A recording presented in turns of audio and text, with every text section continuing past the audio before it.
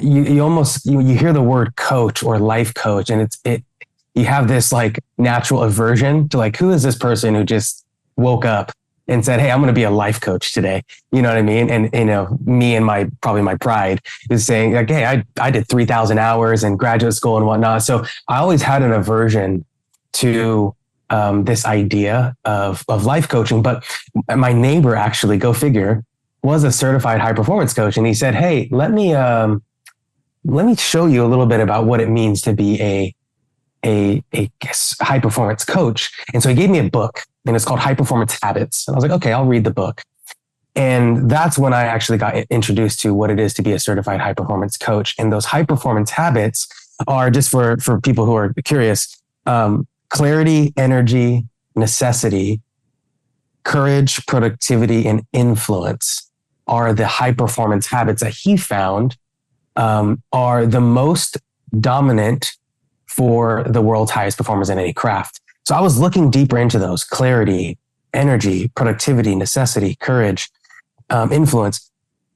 And as I got to understand these habits and how they help the world's highest performers be the world's highest performers, it dawned on me, wait a second, these are virtues at the heart of it, right? Like, you even think about clarity. What is that really? It's prudence.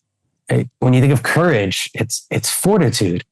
Right? Having influence also is like the virtue of magnanimity or magnificence as well. I think about energy, right? It's right recreation. It's how you eat. These are all underneath the virtue of temperance. These are virtues at the end of the day. And so it dawned on me, I said, wait, what if we created a program specifically designed for Catholics to be high performers? But what does that really mean? What is a high performance Catholic? It's someone pursuing sainthood intentionally, because I'm not really interested in being an Olympian or being, a Jeff Bezos or whatever the case is, although they have a certain level of natural virtue to do what they do at a high level. My end goal is heaven. And what I have found is when you look out into the world, for those of us who are actually pursuing sainthood, we want to be the best versions of ourselves and cooperate with God's grace. We're often stuck in certain patterns or struggles.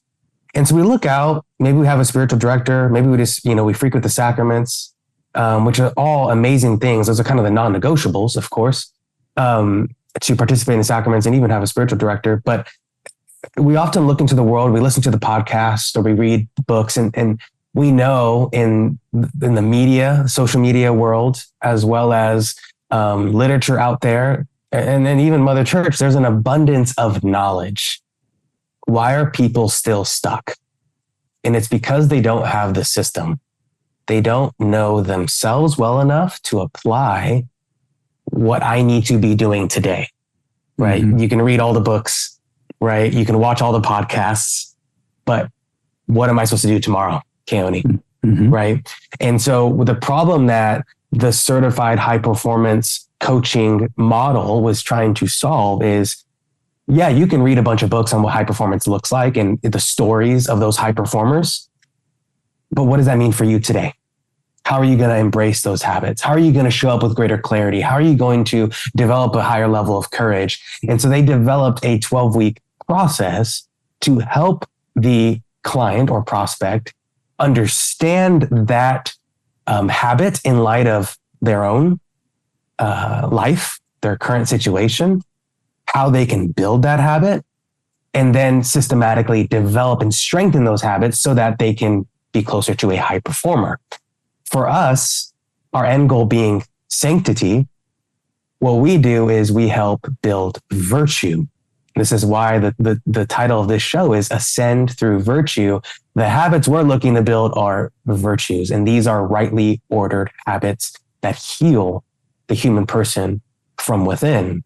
If we can systematically develop these habits, these virtues, well, then now you're becoming not just a high performer, you are becoming a saint in the making, day in and day out. Yeah, no, it's great. It's great points. And it's good to have that backdrop so that the listeners can understand kind of the journey, the genesis of what we now have as Servium Institute. And of course, this program, Ascend Through Virtue.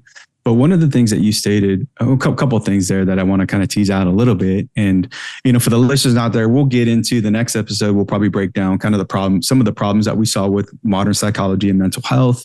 Some of the things Keone's kind of referring to, kind of the shift of really what we're seeing as navel gazing, to like really having goals being set, right? That you can obtain and achieve.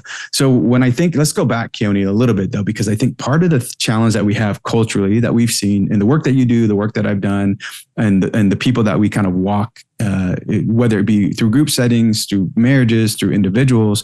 One of the things that I know is pretty prominent out there is like most people, they desire to a certain degree to be the best in their field, right? To be the best in their trade, to be the best in perhaps their sport or athletics, as you alluded to, as far as your high school career, college career.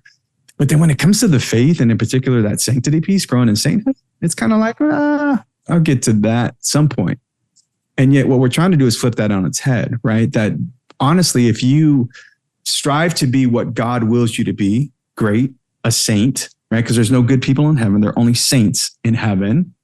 That by that very fact, tell me if you agree or disagree, you will be the best in all the other things that follow. So you should be, if you're living out your vocation or you're living out your identity well, whom God made you as a man or as a woman, and living it out in your vocation, in your office, everything else just kind of falls into line. But it's funny how people see everything as a self-help nowadays, right? You think about the self-help industry, everybody's looking for the quick fix.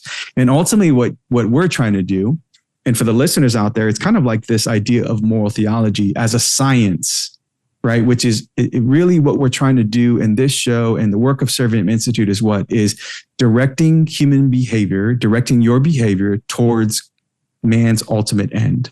And what's that ultimate end? As Keone was stating, right, is to be a saint, the beatific vision. And we do that in two primary ways. One, the church already has covered through the sacraments. That's the ordinary way of experiencing God's grace through the sacraments given as a free gift to us. But the second piece is through virtue, right? Through this idea of a systematic, practical way of growing in holiness. But Keone, are you seeing that out there where people kind of, they aspire to be the best version of themselves, as we hear out there from the Matthew Kellys of the world?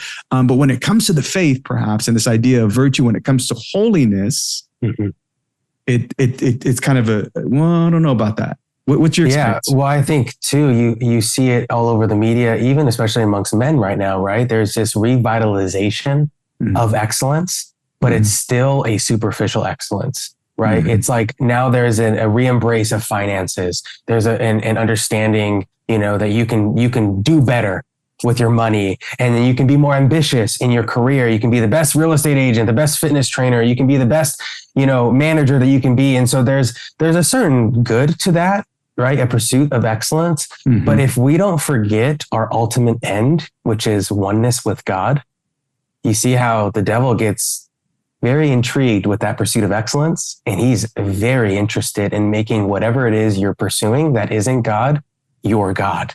And before you know it, you're not actually pursuing excellence for your health, for your job, whatever the case is, for God's sake. You're doing it for your sake. And the minute that becomes the end is actually yourself, we have problems. Right. And so I think what you're saying is exactly right. We have to remember what is our ultimate end, and then see the things that we're pursuing, right? Whether it be our career, family life, our finances, our health, you name it, that all needs to be in light of our ultimate end, ultimately serving that end, which is why virtue is so important, right? Virtue is what orders your approach to everything in life, so that it doesn't just merely serve you. It doesn't just sound good. It doesn't just get you the raise. It doesn't just help you bench a higher, weight. It actually helps you please God. If you like the message of Virgin Most Powerful Radio, type in under comments, Jesus is King.